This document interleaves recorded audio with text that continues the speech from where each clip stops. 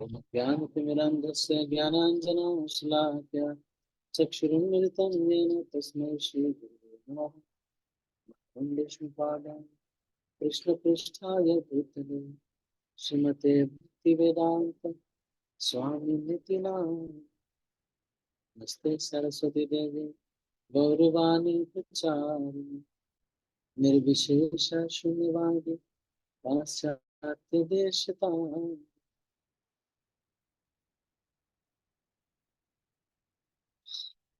हरे कृष्ण।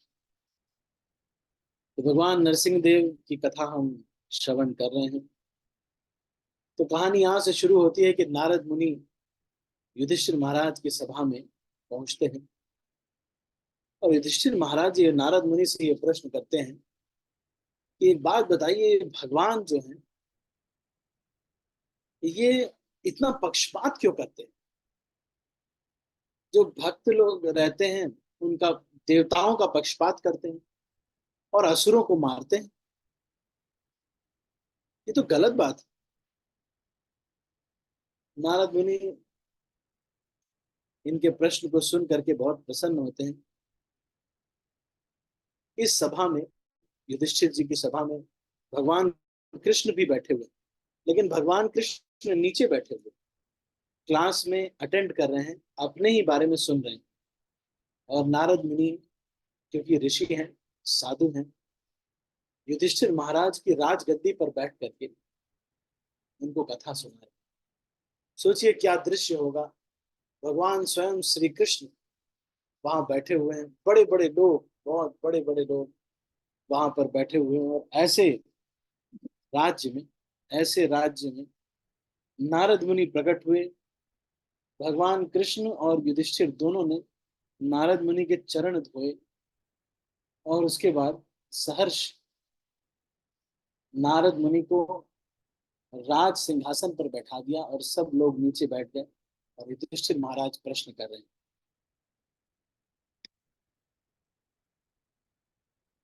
नारद मुनि ने प्रश्न किया कि भगवान पार्शियल हैं।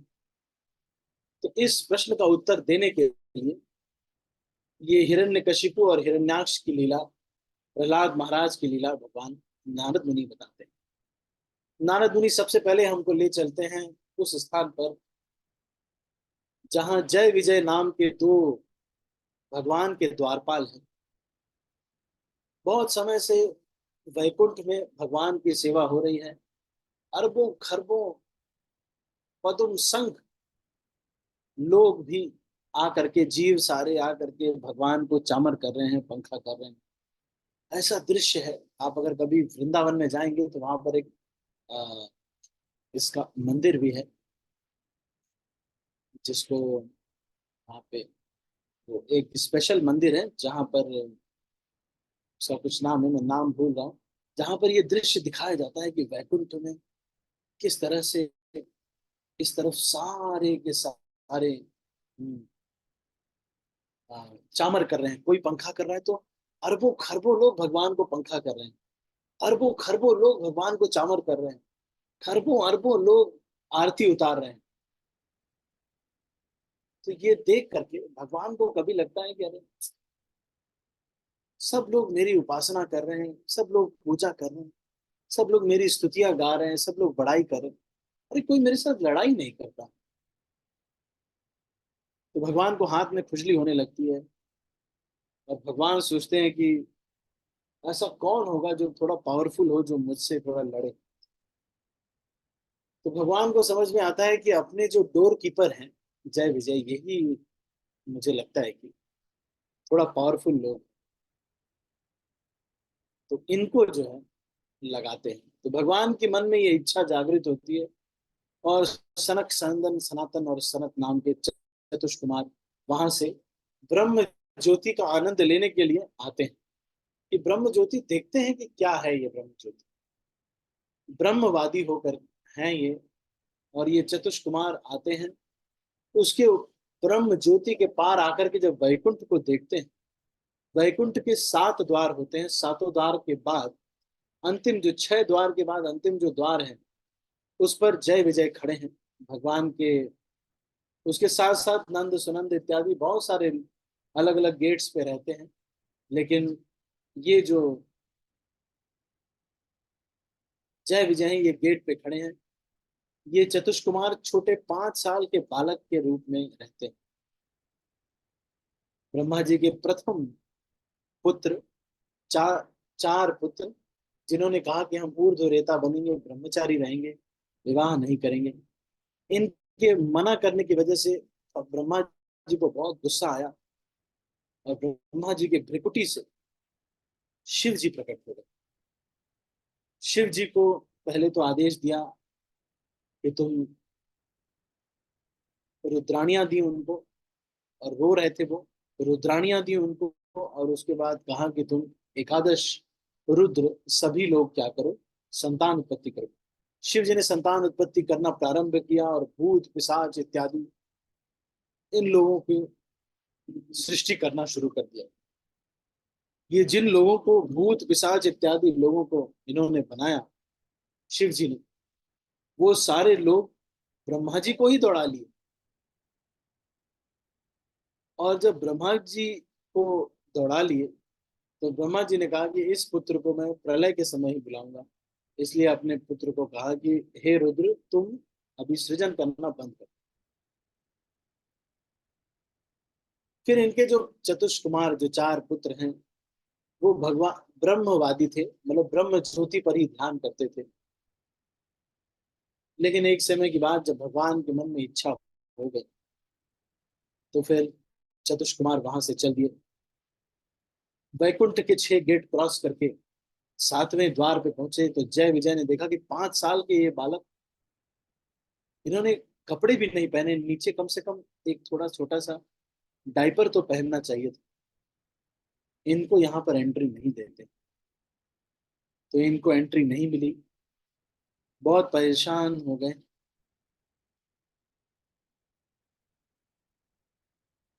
ये सब लोग, छोटे जो बच्चे हैं, इन लोगों ने जय विजय को श्राप दिया कि हमको तो कभी आज तक पूरे संसार में, एक तो बच्चे, दूसरे ब्रह्मचारी, और इतने बड़े साधु, तो हमें कभी किसी ने रोका नहीं। तुमने रोका, इसलिए तुम लोग जाओ, तुम असुर बन जाओ। आशीर्वाद, इनको ऐसा श्राप दे दिया। बस भगवान को ये चीज पता चली कि इन लोगों को श्राप मिल गया है। भगवान तुरंत भागे भागे आए, और भगवान ने अपने सेवकों का सारा इल्जाम अपने ऊपर ले लिया, और कहा कि आप क्षमा कर दीजिए इनको, ये मेरी ही गलती है, ये मेरे सेवकों की नहीं है, इनको भक्तों की पहचान नहीं है, इसलिए आप क्षमा कर दीजिए। लेकिन भगवान को सामने देख करके, उनके चरणों में जो तुलसी लगी हुई थी, चंदन और तुलसी से, उसको महक को सूंघ करके ब्रह्मवादी से सगुणवादी बन गए। और चतुष कुमार वो चरण की जो तुलसी के मकरंद वायु सूंघ करके उसके ही आसपास मंडराने लगे। ये चरण की तुलसी क्या चीज है, उनको समझ में नहीं आ रहा था। छोटे बच्चे हैं, उनको समझ में आ रहा था कि ये क्या चीज है, जिससे कि हम ब्रह्म ज्योति का सुख भी, वो नाखून के से भी के अंदर है। जो ब्रह्म ज्योति है, वो भगवान के नाखून से ही निकलती है। तो भगवान इतने प्रसन्न हुए, और भगवान ने वहां पर उनको कहा कि आप लोग इनका जो श्राप है वो वापस ले लीजिए, क्योंकि मेरे ही सेवक है, मेरे, इन्हें क्षमा कर दीजिए, ऐसा बोला।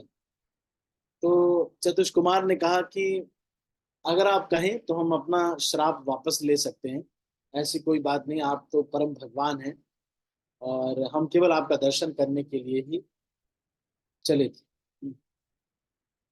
तो उन्होंने कहा नहीं, आप लोग साधु हैं, संत हैं, आपका श्राप जो है जाया नहीं जाना चाहिए, इसलिए आप जो भी श्राप दे रहे हैं इसको कुछ कम कर दीजिए।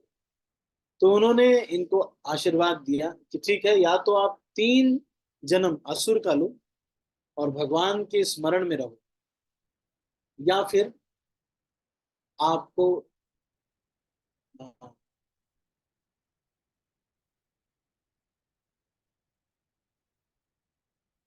सेकंड ऑप्शन नहीं याद आ रहा, तो शायद कई जन्म लेने पड़ेंगे।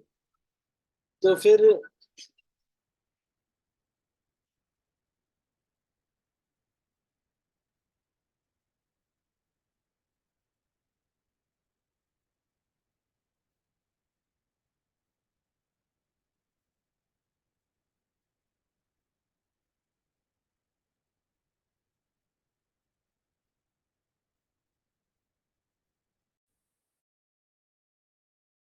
एक मिनट, अच्छा ठीक है।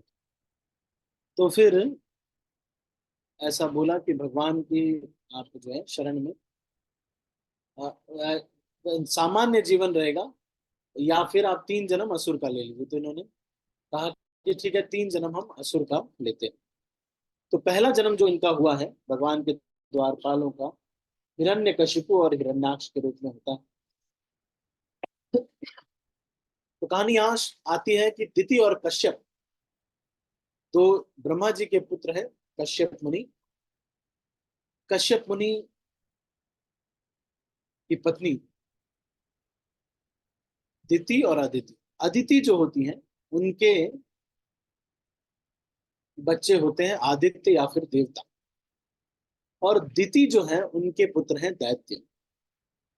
तो वो कश्यप मुनि से आग्रह करते हैं कि आप मुझे पुत्र दीजिए, लेकिन जो पुत्र देने के लिए कहती हैं वो एक ऐसे समय पे कहती हैं, संध्या काल में ये करने को कहती हैं।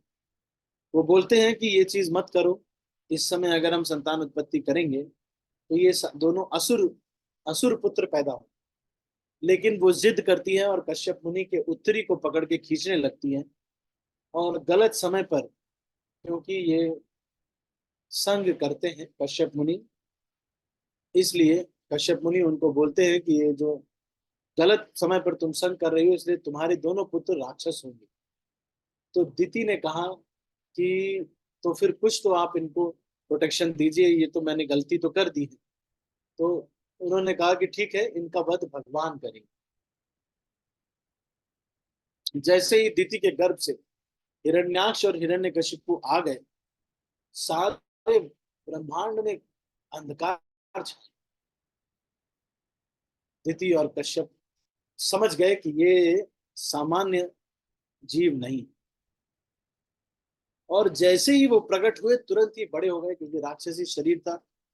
और उनके प्रकट होने पर संसार में पीप इत्यादि की वर्षा होने लगी, लोग बिल्कुल दुखी रहने लगे, और एक अंधेरा सा छा गया। तो ये दोनों जो पुत्र थे,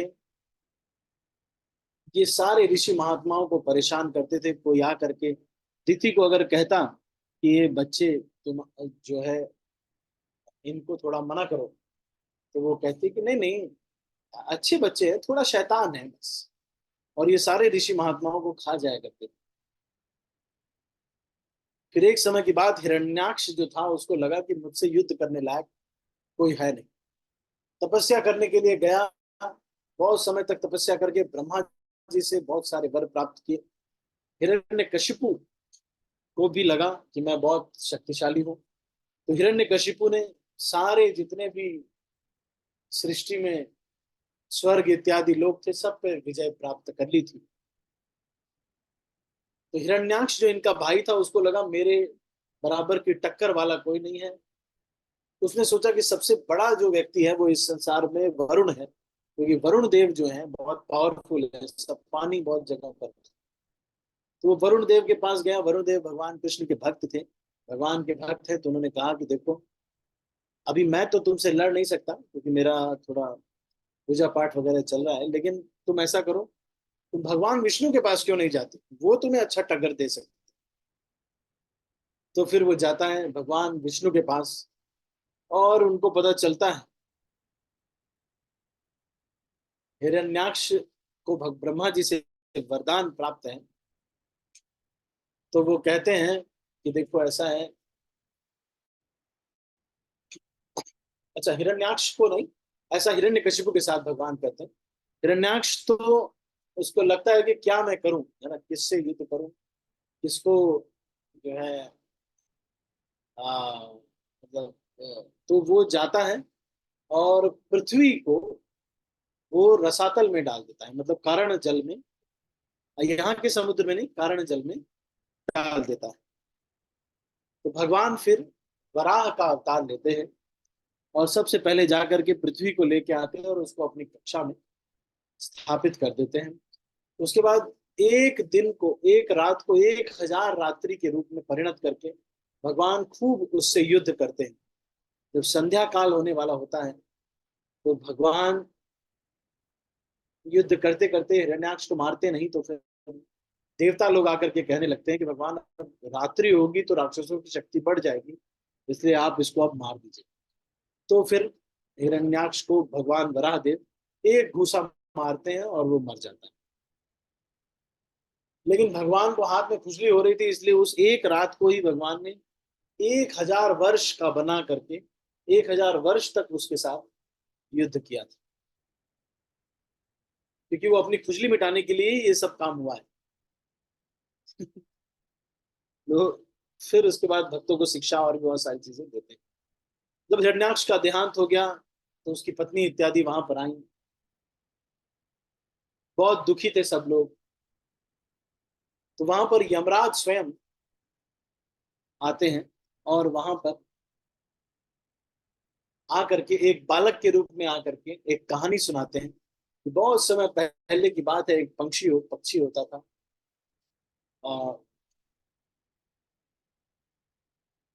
और एक राजा है, उसकी कहानी सुनाते हैं कि एक राजा था, उसकी ऐसे ही मृत्यु हो जाती है और इस देह से जो है बहुत सारा लेक्चर देते हैं, किसी को समझ में नहीं आता। फिर उसके बाद हिरण्यकशिपु स्वयं आता है और वो ये कहता है कि शरीर नश्वर है, विधाता के हाथ में सब कुछ लिखा हुआ है, जैसा भगवान चाहेंगे वैसा ही होगा, तुम लोग भय मत करो, शोक मत करो। वहां पर श्रीमद् भागवतम में बताते समय सुखदेव गोस्वामी जब हिरण्यकशिपु का लेक्चर शुरू होता है तो वहां पे कहते हैं श्री हिरण्यकशिपु उवाच, कि अब हिरण्यकशिपु एक भक्त की भाषा में बोल रहे हैं। फिर लेक्चर देने के बाद हिरण्यकशिपु फिर से तपस्या करने के लिए चला जाता है। तपस्या करते समय जाकर के अपनी पत्नी को नारद मुनि को जो है आ, अपने राज्य में ही रखता है। लेकिन सारे देवताओं को जब ये पता चल जाता है कि इसके गर्भ में अच्छा, उससे पहले ही ये होता है कि हिरण्यकशिपु तपस्या करने जाता है और नारद मुनि और पर्वत मुनि तोते के रूप में आ करके वहां पर नारायण नारायण नारायण नारायण ऐसे उसको डिस्टर्ब करते हैं। वो ब्रह्मा जी की तपस्या कर रहा होता है लेकिन उसको नारायण नारायण बोल करके डिस्टर्ब करते हैं, बार बार उसको नारायण बोलते हैं। तो वो नारायण नारायण नारायण नारायण नारायण नारायण नारायण की चेतना में वो रहता है और अपनी तपस्या भंग होने की वजह से जाता है और उसी समय जा करके कयाधु से संग करता है और उसका जो बेटा है वो कृष्ण भक्त पैदा होता है। नारायण नारायण सोचते हुए वो कयाधु से संग करता है। इस बीच फिर से वो तपस्या करने के लिए चला जाता है। देवताओं को जब ये पता चलता है कि इसके गर्भ में एक और राक्षस है, कयाधु को लेकर के देवता भाग जाते हैं और उसके बाद सोचते हैं कि इसके गर्भ को मार देंगे। नारद मुनि वहां पर आते हैं और अपने आश्रम में उसको लेके जाते हैं कयाधु को। देवताओं को कहते हैं कि देखो, जो गर्भ के अंदर है उसका तो पता ही नहीं कि वो भक्त है कि असुर है, इसलिए आप उसके ऊपर इस तरह से अत्याचार मत कीजिए। फिर नारद मुनि उनको सारा श्रीमद् भागवत इत्यादि सारे ग्रंथ सुनाते हैं और पहला इस संसार का गर्भ प्रीचिंग, वूम्ब प्रीचिंग नारद मुनि ने स्टार्ट किया। और फिर वहां पर जो बच्चा होता है, प्रहलाद प्रकट होते हैं और वो प्रहलाद महाराज के 4 भाई होते हैं, जिसमें से प्रहलाद जो होते हैं वो भगवान के शुद्ध भक्त होते हैं। उनको हमेशा बचपन से ही स्मरण होता है। इनके पिताजी चाहते हैं कि हिरण्यकशिपु या मेरी उपासना करे, अब मैं ही भगवान हूं ऐसा वो डिक्लेयर कर देते हैं। लेकिन फिर भी हिरण्यकशिपु इतना बड़ा राक्षस था कि एक समय जब रावण सुतल लोक में गया था बलि महाराज से मदद मांगने के लिए, तो बलि महाराज ने कहा था कि मैं तुम्हें मदद तो दे दूंगा, लेकिन आओ मैं तुम्हें कुछ दिखाना चाहता हूँ। तो उन्होंने कहा कि देखो ये जो पहाड़ है ना, बहुत बड़ा, बहुत बड़ी, ये सोने के पहाड़ तुम्हें दिख रहे हैं, ये तुम इसके बीच में एक झील है, ये झील तुम थोड़ा जाओगे, एक बार इसमें डुबकी लगा के आओ। तो नारद जाता है ये हिरण्यकशिपु रावण जाता है और उसमें डुबकी लगाता है, लेकिन वो कितना नीचे है ये पता नहीं कर पाता, और थोड़ी देर बाद वापस आ जाता है, कहता है कि ये बहुत गहरा है। बोलते हैं ये जो पहाड़ तुम सोने का देख रहे हो, ये तुम्हारे, मेरे जो परदादा हैं हिरण्यकशिपु जी, उनके कान का कुंडल है। और ऐसे तुम्हारे जो परदादा हैं उनको भगवान विष्णु ने मार दिया था, नरसिंह देव के रूप में आकर। तो हिरण्यकशिपु इतना शक्तिशाली था, इतना शक्तिशाली था। और ऐसे हिरण्यकशिपु ने भगवान ब्रह्मा जी से वरदान मांगा कि भाई देखो, मैं जल में ना मरूं, थल में ना मरूं। पहले तो अमरता का मांगा, वो नहीं मिला तो बोलो ऊपर नहीं मरूं, नीचे नहीं मरूं, दाएं नहीं मरूं, दाएं नहीं मरूं, इंसान से न मरूं, राक्षस से न मरूं, जानवरों से न मरूं। सारा चीज वरदान मांग लिया, ब्रह्मा जी ने बोल दिया तथास्तु। भगवान नरसिंह देव के रूप में आए। श्रीमद् भागवतम में श्लोक आता है, सत्यम विधातुम निज भृत्य भाषितम। अपने भक्त ने कह दिया कि खंबे में भगवान है, इसलिए प्रकट हो गए। दूसरा ये भी अर्थ आता है कि भगवान ने, मेरे भक्त ब्रह्मा जी ने कह दिया कि न जमीन पे मरूं, न न इंसान हो, न जानवर हो, वो सबको सिद्ध सत्य करते हुए, अपने भक्त के शब्द को सत्य करते हुए भगवान प्रकट हो गए। और उससे पहले ऐसा होता है कि एक बार हिरण्यकशिपु को जब वरदान मिल जाता है, तो हिरण्यकशिपु सब जगह जाता है और भगवान विष्णु के पास भी जाता है, लेकिन भगवान विष्णु को लगता है कि अभी अगर इसको मार देंगे तो ये इसको, हाँ, ब्रह्मा जी का वरदान फिर तोड़ना पड़ेगा, क्योंकि किसी देवता से न मरो। भगवान सबसे श्रेष्ठ देवता है, भगवान अच्युत अदिति के पुत्र माने जाते हैं, ऐसा। तो ये देवता भी हैं, इसलिए भगवान को ये जो है, अगर मार देंगे तो ब्रह्मा जी का वरदान बेकार हो जाएगा, फिर कौन ब्रह्मा जी से वरदान मांगेगा।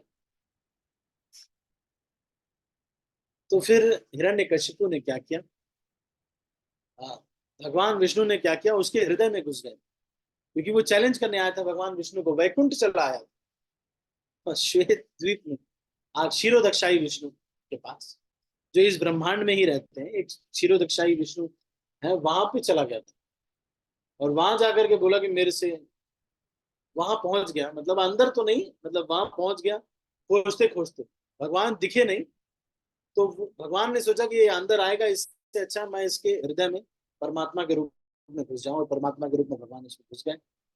और वो कहीं खोज नहीं पाया, तो उसको लगा कि देखो, उसके सैनिकों ने उसको समझाया कि देखिए, ब्रह्मा जी को अपने पूजा पाठ से इतना फुर्सत नहीं है कि आपको डिस्टर्ब करेंगे। शिव जी का क्या है, वो तो अपने आदमी हैं, टाइप तो उनका अपने जैसा ही है, ऐसा कुछ प्रॉब्लम नहीं, भोले भाले हैं, कुछ बोलेंगे तो मना कर देंगे, तो मना कर देते, ऐसे कुछ नहीं रहता। रही बात विष्णु की, तो वो तो इतना डर गया है कि सबके हृदय में जाके छुप गए आपके डर के मारे, इसलिए आप अब निश्चिंत होकर के। तो हिरण्यकशिपु सबके ऑफिस में जाता, अमरावती में सब जगह पर जाता और कहता है कि ऑफिस खाली करो, स्वर्ग खाली करो।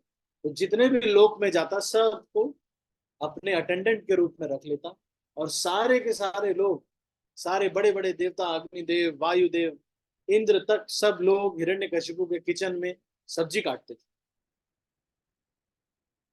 सबको खाना बनाने का काम, किसी को झाड़ू पोछा, सब दे दिया हिरण्यकशिपु ने। एक बीज भी उगाना नहीं पड़ता, बीज डालना नहीं पड़ता था। राम राज्य से भी ज्यादा स्पेशल राज्य था, मतलब गेहूं डालना नहीं पड़ता था गेहूं उगाने के लिए। धरती माँ से को आदेश था कि खेत खाली नहीं रहना चाहिए। हिरण्यकशिपु का इतना प्रकोप, तो धरती खुद ही, सागर खुद ही मणि इत्यादि ले आकर के हाथ से दे दिया करते थे कि भाई देखो हमारे ऊपर कोई टॉर्चर मत करो। फिर जब इनका प्रहलाद पुत्र उत्पन्न हुआ, 5 साल का बालक प्रहलाद, उसको हिरण्यकशिपुआय नमः बोलने के लिए बोला गया, लेकिन उसने नहीं बोला। उन्होंने कहा कि पहली बार जब पूछा तो उन्होंने कहा कि देखो, अपने बेटे को गोद में लिया, उनका सर सूंघा हिरण्यकशिपु ने और कहा कि देखो, तो तुम्हें स्कूल में क्या पढ़ाया जाता है? तो उसने कहा कि मुझे पढ़ाया जाता है श्रवणम कीर्तनम विष्णु पदनम,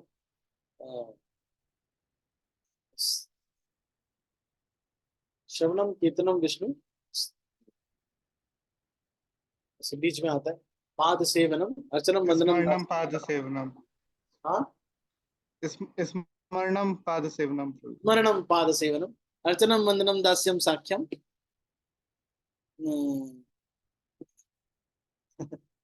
आत्मनिवेदनम, श्रवणम कीर्तनम विष्णु स्मरणम पाद सेवनम अर्चनम अर्चनम वंदनम वंदनम। दास्यम साख्यम आत्मनिवेदनम इति पुंसा पिता विष्णु भक्तिश्चिन्नव लक्षणा क्रिएत भक्ति अर्थाह।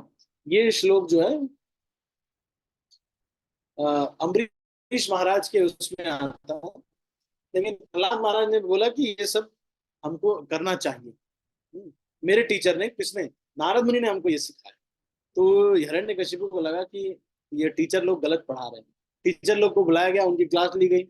उन्होंने कहा कि भाई हमने नहीं पढ़ाया है इसको। फिर बाद में ये लोग उसको क्लास में ले जा करके प्रहलाद महाराज को बोले कि एक बात बताओ, ये सब तुमको कहाँ से पढ़ाया जाता है? तो उन्होंने बोला मुझे पढ़ाया नहीं जाता है, मुझे बचपन से ही सब प्रेरणा है। तो फिर अगली बार 1 साल और पढ़ाई करके आते हैं, प्रहलाद महाराज को गोद में ले करके पूछते हैं हिरण्यकशिपु की एक बात बताओ, ये जीवन का लक्ष्य क्या है, इस तरह से पूछते हैं। तो प्रहलाद महाराज कहते हैं कि हे राक्षसों के राजा हिरण्यकशिपु, आपके जैसे व्यक्ति को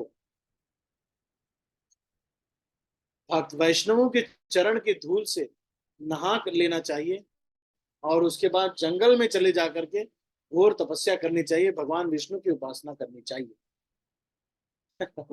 अपने बेटे को ऐसे कहते हुए उसको बर्दाश्त नहीं होता है। फिर वो पूछता है कि कहाँ है तुम्हारा ये भगवान जो है? बहुत सारा पहले तो टॉर्चर करते हैं उनको, भगवान प्रहलाद महाराज को, लेकिन भगवान उनको हर बार बचा लेते हैं। लेकिन इस टॉर्चर को भगवान अपने मन में क्रोध को पाल के रखते हैं। जब बिल्कुल ही प्रहलाद को मारने के लिए वो उठ जाता है तो और पूछता है कि तुम्हारा कहाँ है ये भगवान? तो कहते हैं ये खंबे में है। हिरण्यकशिपु को पूरा विश्वास होता है कि उसने खड़े होकर के इस खंबे को बनवाया है और किसी ठेकेदार को नहीं दिया था, ये अपना ही खंबा है। इसलिए उसने कहा था ये हिरण्यकशिपु तुम्हारा ये भगवान खंबे में है। भगवान, अब प्रहलाद महाराज ने कहा कि हाँ, ये मेरा तो भगवान खंबे में भी है। और फिर जैसे ही हिरण्यकशिपु उस खंबे पर मारता है, भगवान नरसिंह देव प्रकट हो जाते हैं और उस हिरण्यकशिपु से थोड़ा देर लड़ाई करते हैं, थोड़ी देर खेलते हैं। उसके बाद फिर उसको अपनी गोद में लेते हैं, उसको गेट पे लेके जाते हैं। गेट पे ले जा करके ड्योढ़ी पर बैठकर भगवान ने उसका ओपन सर्जरी कर दिया, उसके अतड़ी को निकाल करके अपने गले में पहन लेते हैं। और हिरण्यकशिपु ने चेक किया, न जमीन पे है न आसमान में है, ये तो इनके गोद में, न किसी अस्त्र से न शस्त्र से, तो नाखून से मारा है। और न दिन हो न रात हो, संध्या का समय, इस समय भगवान विष्णु जो है, भगवान नरसिंह देव इनको मार देते हैं। जब मर्डर हो जाता है तो उससे पहले भी एक समय, अच्छा ये मर्डर होने के बाद फिर फिर भी नरसिंह देव को, क्योंकि अपने भक्त का टॉर्चर हमेशा याद रहता है, ये बात जान लीजिए, चाहे कोई भक्त आपके साथ कुछ भी कहे, भक्तों से पंगा नहीं लेना चाहिए।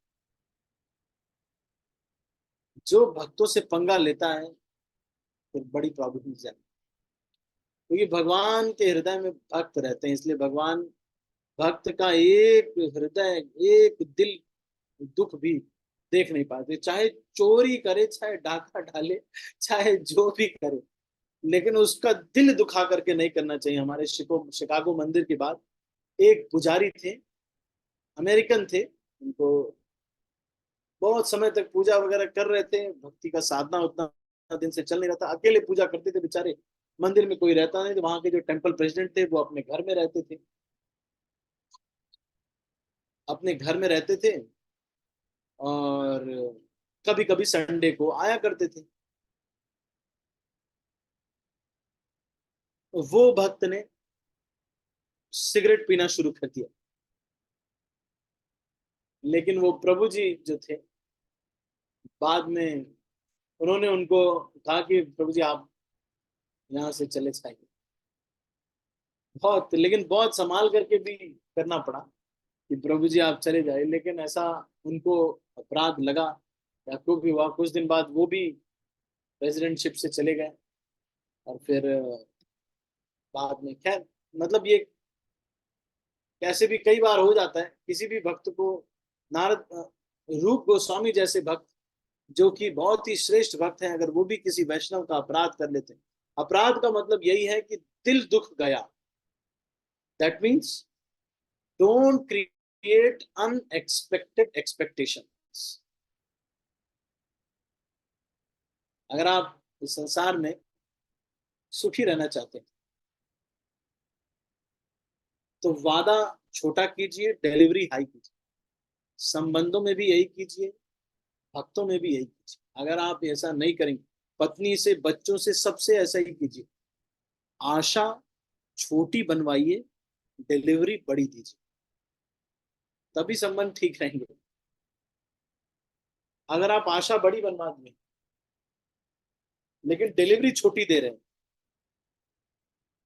तो जैसे ही उनका एक्सपेक्टेशन टूटेगा, आपको अपराध लगेगा। तो ऐसा ही हुआ। और फिर हिरण्यकशिपु, वहां ये मैंने बताया आपको कि उन्होंने मार दिया। ऐसा ही एक समय प्रहलाद महाराज के साथ भी हुआ कि किसी एक वैष्णव याचक के रूप में उनके पास आए थे। वो सुतल लोक में थे, याचक के रूप में आए प्रहलाद महाराज के पास। थोड़ी देर के लिए आए, उनके प्रहलाद महाराज भगवान विष्णु की उपासना कर रहे थे। उनके गेट कीपर्स ने कहा कि अभी वो पूजा कर रहे हैं, थोड़ी देर इंतजार। फिर इंतजार इंतजार करते करते बहुत लेट हो गया, तो वो दोनों वैष्णव वहां से चले गए। उनके दिल में थोड़ा सा दुख हो गया कि हमें कुछ दान नहीं मिला। प्रहलाद महाराज से जैसे ही वो दो वैष्णव नाराज हुए, प्रहलाद महाराज के मन में इच्छा जागृत हो गई। उन्होंने कहा ये भगवान विष्णु ने मेरे चाचा को भी मार दिया, मेरे बाप को भी मार दिया, मैंने कुछ बोला नहीं। आक्रमण करने के लिए तैयार हो गए प्रहलाद महाराज। बाद में, मर्डर के बाद की बात है ये कहानी, शायद आपने नहीं सुनी। मर्डर के बाद की बात है। प्रहलाद महाराज गुस्सा हो गए भगवान विष्णु से, वहां अटैक करने के लिए जाने लगे। बीच में उनके गुरुदेव आए, बोले अरे क्या कर रहे हो भाई, क्या हो गया तुमको। तब उनको समझ में आया कि ओहो, एक वैष्णव के प्रति अपराध कर दिया। वो दो वैष्णव कहाँ हैं भाई, उनको प्रसाद वसाद खिलाओ, जो भी करो, जो भी उनको पसंद है वो खिलाओ, गुलाब जामुन रसगुल्ला जो भी खिलाओ। वो भक्त लोग कैसे अप्रसन्न हो गए। खैर, मर्डर के बाद सीन पे सब खून वगैरह लगा हुआ था। जो बचे खुचे राक्षस थे, मर्डर के बाद नरसिंह देव ने ऐसे नाखून से थोड़ा बहुत नाखून घुमाना शुरू किया, सारे अरबों खरबों राक्षस मर गए। फिर उसके बाद फिर भी नरसिंह देव को बहुत गुस्सा था, क्योंकि अपने भक्त का टॉर्चर उनको याद आ रहा था बार बार, चुन चुन के बदला लेना चाहते थे।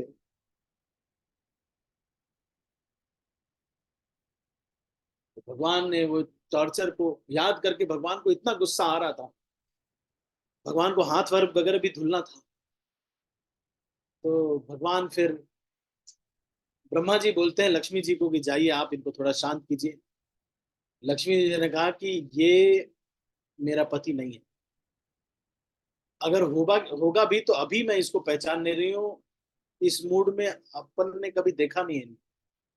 तो फिर भगवान फिर प्रहलाद महाराज को ब्रह्मा जी बोलते हैं, प्रहलाद महाराज जाते हैं और ये प्रार्थना करते हैं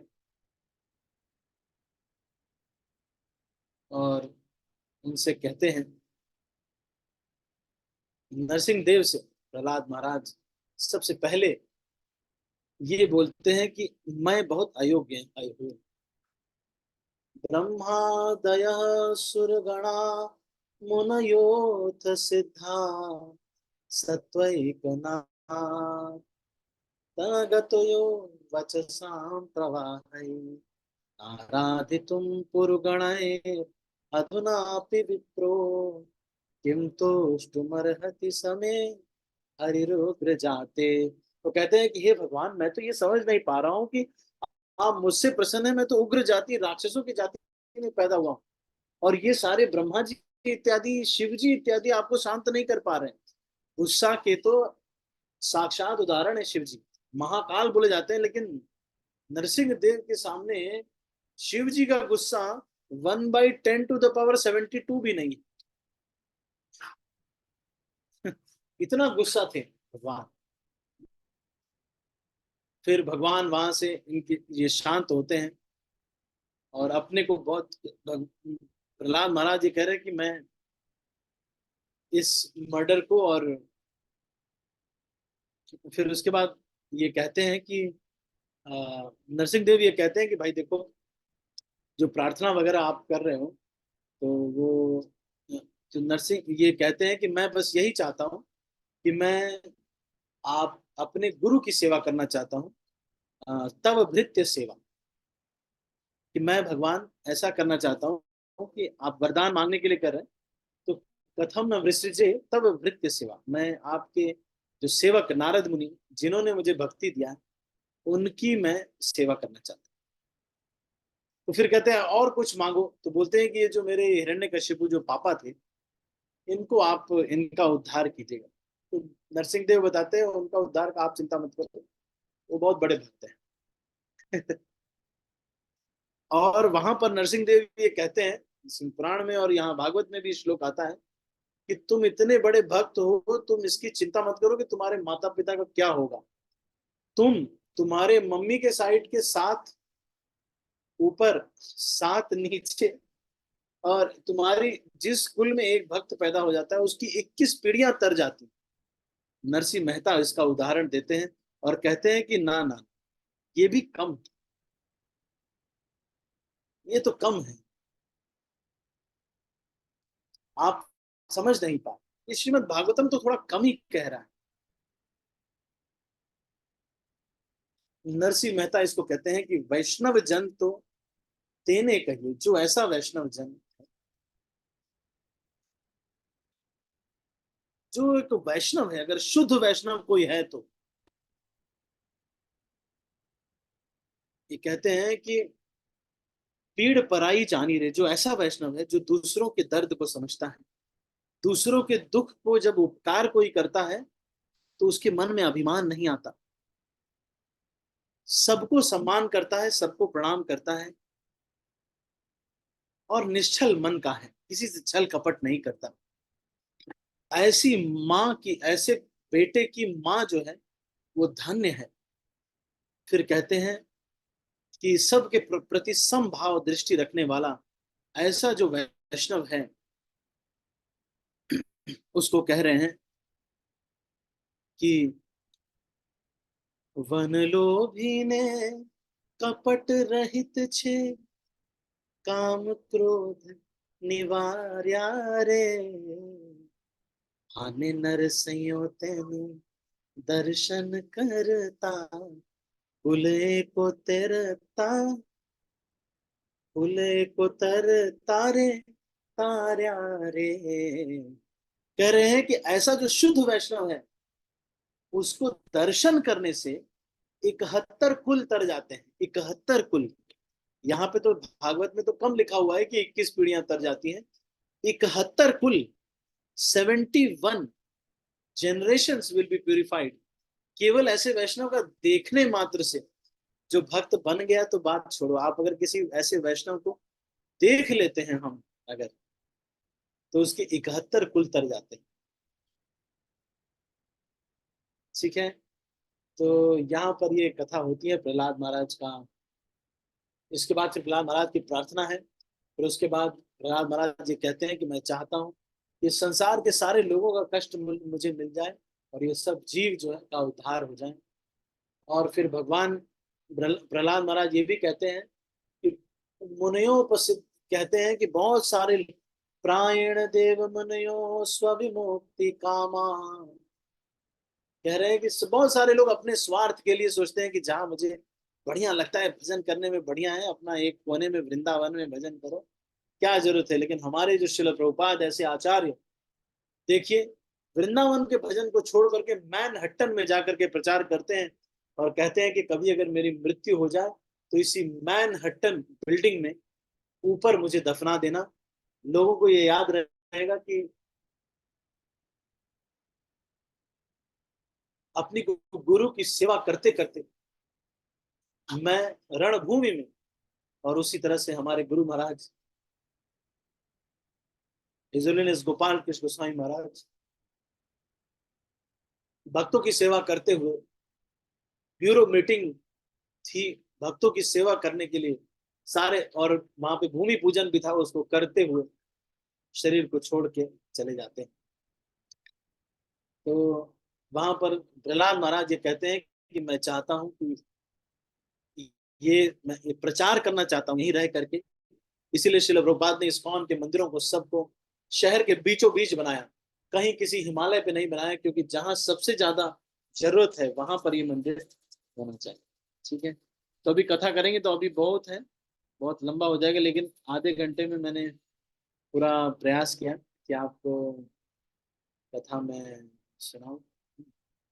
और इसके बाद और भी बहुत सारी लीलाएं हैं प्रहलाद महाराज की, और भी बहुत सारी लीलाएं हैं, लेकिन हम और भी होलिका वाली लीला और बहुत सारी लीलाएं जो कि हम अभी मिस किया हमने, तो अभी हम इसको यहीं पर समाप्त करते हैं। आपके मन में कोई प्रश्न है तो आप एक दो प्रश्न ले सकते हैं, एक दो मिनट। किसी के मन में कोई प्रश्न है?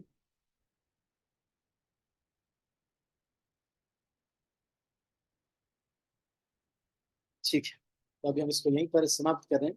आज हमने नरसिंह देव की लीला पूरी सुनी, शॉर्ट में कुछ चीजें स्किप करते हुए हमने सुना। ऑफ कोर्स इसमें प्रार्थनाएं बहुत सारी, और प्रहलाद महाराज किस प्रकार से 5 साल तक क्या क्या सुनते हैं, उनके जो कॉलेज के मेट्स रहते हैं उनके साथ प्रहलाद महाराज फ्री पीरियड में जाकर के उनको क्लास देते हैं और बोलते हैं कि आओ आओ सारे राक्षसों के पुत्रों यहाँ पर आओ।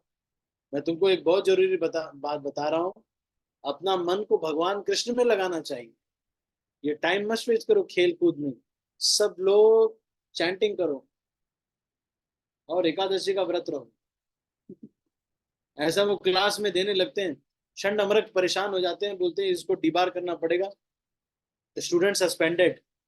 और उसको ले आकर के फिर हिरण्यकशिपु और हिरण्याक्ष के पास, हिरण्यकशिपु के पास दे दिया जाता है।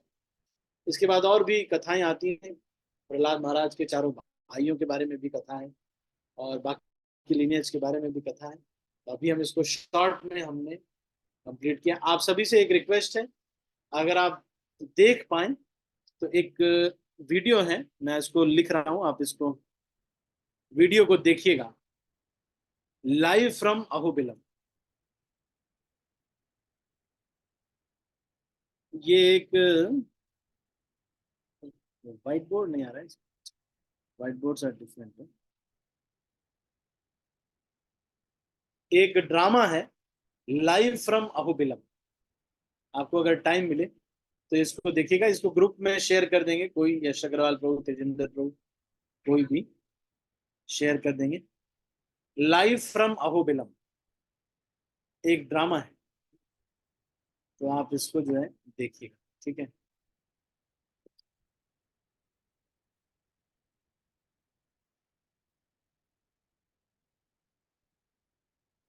ये लाइव फ्रॉम अहोबिलम ये ड्रामा है, आपको दिख पा रहा है ये लाइव फ्रॉम अहोबिलम। ये ग्रुप में भी शेयर कर देंगे, तो इसको आप देखिएगा। कल परसों समय आपको बहुत अच्छा लगेगा, 1 डेढ़ घंटे का ड्रामा है, 1 घंटे का नहीं, 45 55 मिनट्स का, लेकिन बहुत अच्छा है। ठीक है, तो अभी हम इसको यहीं पर समाप्त करते हैं। और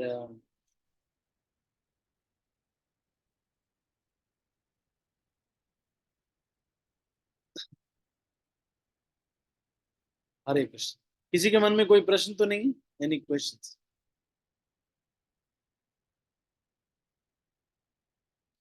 तो ये कहानी शुरू होती है युधिष्ठिर महाराज और नारद जी से, ठीक है ना। तो हम इसको अभी यहीं पर समाप्त करते हैं। आप सभी भक्तों का बहुत बहुत धन्यवाद।